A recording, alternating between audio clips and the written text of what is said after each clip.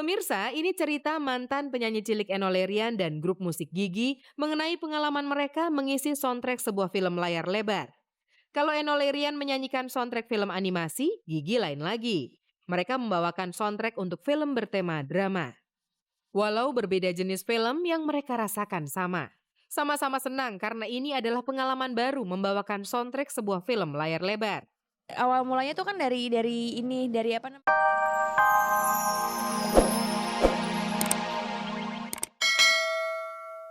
Gaun inilah yang nanti akan menghias tubuh Jane Shalimar saat hari pertunangannya pada tanggal 9 Mei nanti.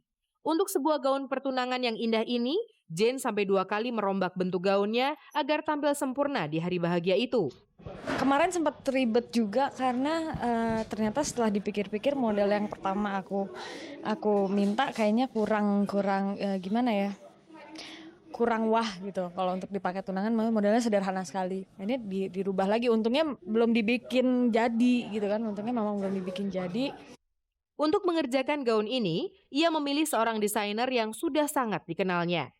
Tidak harus desainer terkenal, yang lebih penting adalah orang yang sangat mengerti keinginannya. Karena ia mau gaun yang berpayat ini dikerjakan dengan sangat teliti dan hati-hati. Ini bahannya belinya aja di Malaysia. Terus kalau misalnya nggak hati-hati, rusak.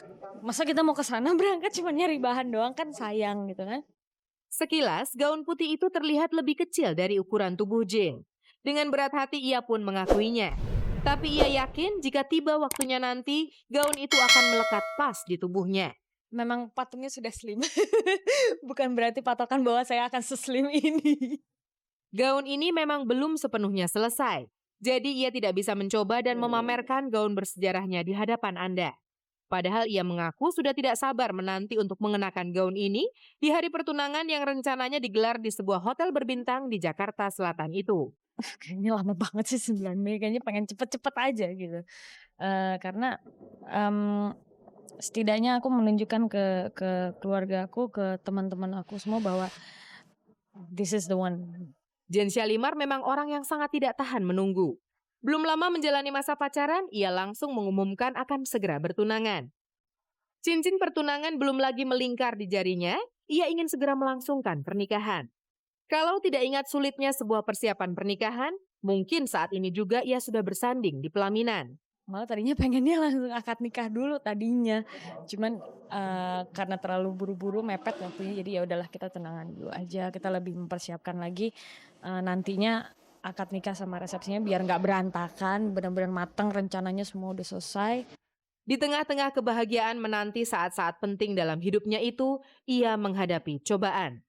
Ibunda Jane harus menjalani operasi di Rumah Sakit Islam Cempaka Putih pada hari Sabtu kemarin. Untungnya semua berjalan lancar. Jane pun bisa bernafas lega. Kami bertemu dengan bintang sinetron Shirley Margareta di sebuah acara. Lama tidak muncul di layar kaca, ia terlihat semakin cantik dengan penampilan rambut barunya yang dipotong pendek. Sayangnya, meski menunjukkan tanda-tanda bahagia, kabar yang beredar justru menyebutkan sebaliknya. Rumah tangga yang belum lama dibangunnya kabarnya sedang dilanda persoalan. Namun dengan santai ia membantah kabar angin tersebut. Lo nggak ada apa-apa gitu loh ya. Saya juga baru dengar dari dia. Dan ternyata ini pada ngomongin sebetulnya enggak lah, itu gosip banget. Kabar yang terdengar, hubungan Shirley Margareta dengan Reka Ligis bagaikan kucing dan anjing. Percekcokan seringkali mewarnai kehidupan perkawinan mereka. Lagi-lagi ia membantahnya. Saya mungkin agak keras gitu. Jadi si Ray awalnya enggak. Jadi dianya juga berusaha untuk apa ya? Mungkin kalau saya lagi keras, lagi ini dia sadar diri gitu. Jadi dianya mulai dia turunin juga emosi dia supaya kita sama-sama apa ya? Nggak sama-sama tinggi. Kalau disebut perbedaan yang menjadi pemicu konflik, ia tidak membantah. Tapi perbedaan pula lah yang membuat hubungan mereka sampai di pelaminan. Bukankah makna sebuah pernikahan adalah menyatukan dua perbedaan? Jadi ia mengaku dirinya dan Reka Ligis memang banyak perbedaan, tapi untungnya mereka selalu bisa mengatasi persoalan yang timbul karena perbedaan. Kuncinya satu sih, keterbukaan ya. Ya. Kita kalau malam itu di tempat tidur ya saling cerita. Kalau ada masalah pekerjaan cerita, kalau dia ada masalah di lokasi cerita. Sebuah pesan singkat bisa membawa orang ke kantor polisi. Ini cerita dua bintang sinetron Yuyun Sukawati dan Erna Libby yang hubungannya menjadi panas gara-gara sebuah pesan singkat. Pengirimnya adalah Yuyun Sukawati, diterima Erna Libby beberapa waktu yang lalu. Isinya tentu saja kata-kata yang membuat Erna Libby naik pitam, hingga ia merasa perlu menyewa jasa penasihat hukum untuk menyelesaikan persoalan ini. Ujung-ujungnya Yuyun pun harus memenuhi panggilan polisi. Seperti apa isi pesan singkat yang menjadi pemicu pertengkaran itu? Berikut penuturan Wetmen Sinaga SH pengacara Erna Libby. Erna mendapat SMS dari seseorang ya yang menyatakan Erna itu tukang rebut suami orang.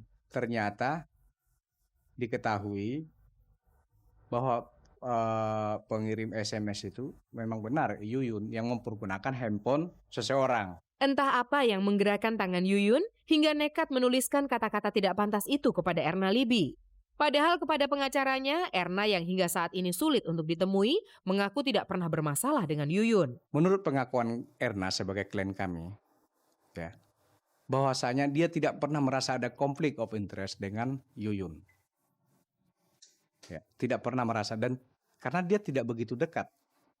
Ya, kalau tidak begitu dekat saya pikir akan tidak terjadi konflik.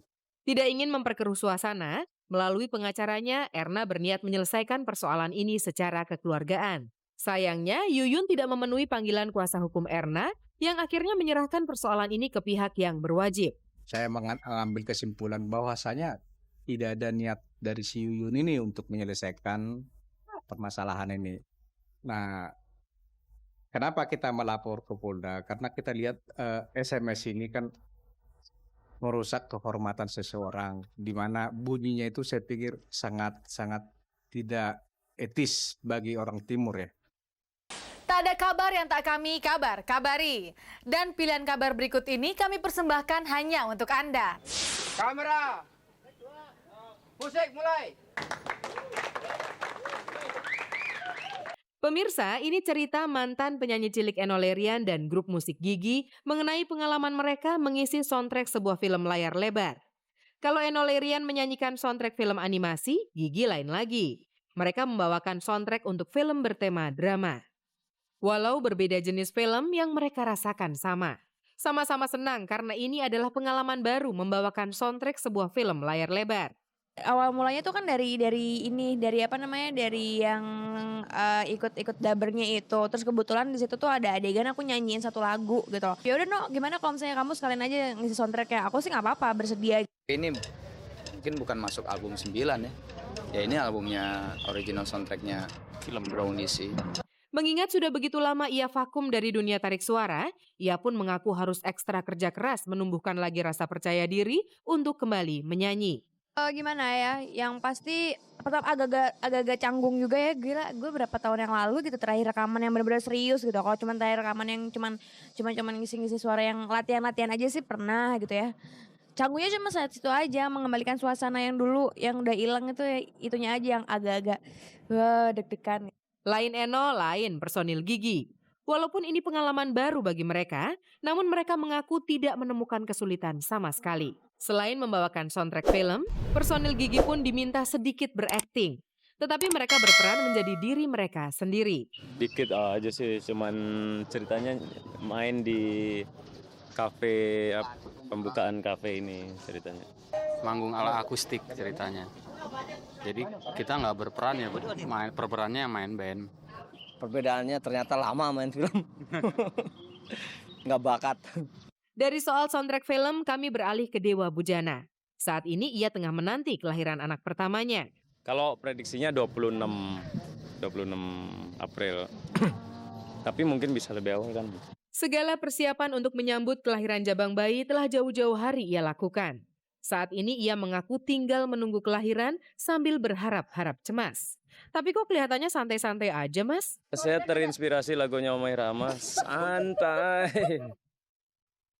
Inilah dia sebuah berita yang akan mengawali kabar-kabari untuk hari ini. Manusia berencana, Tuhan pula yang menentukan. Pemirsa, mungkin untuk saat ini pepatah tadi sangat tepat bila ditujukan pada pasangan mentalis Deddy Corbuzier dan telepatis Kalina. Pasalnya sampai dengan saat ini belum ada tanda-tanda kalau keduanya akan segera melenggang ke pelaminan. Padahal beberapa waktu sebelumnya, keduanya mengaku telah menentukan tempat dan bulan pernikahan. Berhembus kabar, mundurnya rencana pernikahan Dedi dan Kalina ini tidak lain karena pada dasarnya rencana pernikahan